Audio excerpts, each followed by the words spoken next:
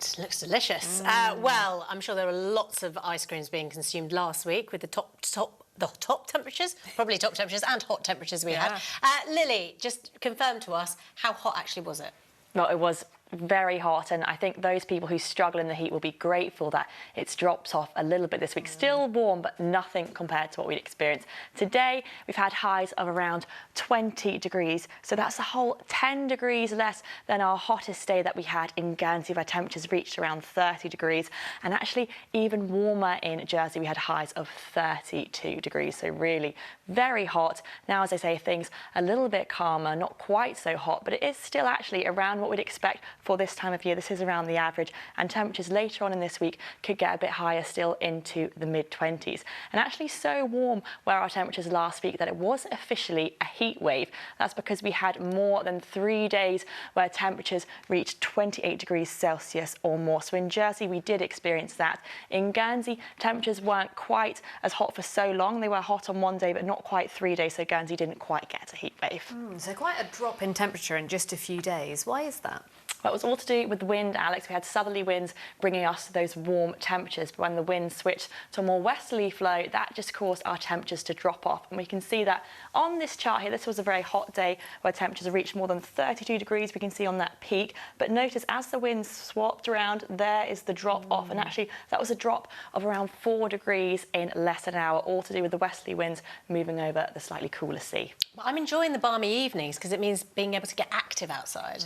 Absolutely, lots of people enjoying getting active, maybe even a bit of yoga or Pilates, and I've got a very fitting picture on that note that was sent in by Helen. Very innocuous looking oyster catcher here, but a little bit talented as well in the sporting field and having a bit of a go at some yoga. Look at that stretch there. I think that's actually called a warrior 3, so well done oyster catcher, and some good weather for getting outdoors. Let's get the details.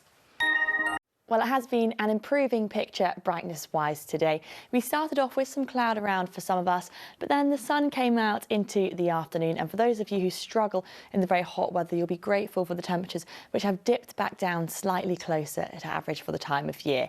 Into tomorrow, it is looking to be a dry day, a bit of a repeat situation where it may be cloudy to start off, but brightening up into the afternoon before a bit of an unsettled picture with some possible cloud, mist and fog, and maybe some showers as well into the middle of the week.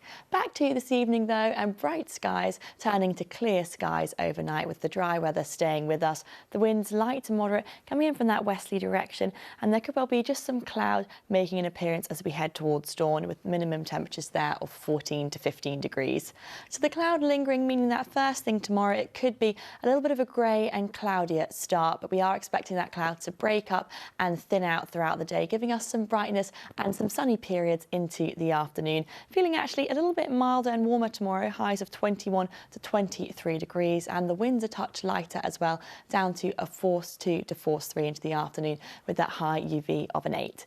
Let's get our high water times then between 6 and 7 a.m, later on between 6:30 and 7:15, with the sea temperature now at 16.8 degrees. So moving through the week, we have got low pressure systems moving in from the west, and this is what's likely to give us some possibly unsettled weather through the middle part of the week. So we could see some mist and fog, possibly some thundery showers as too overnight.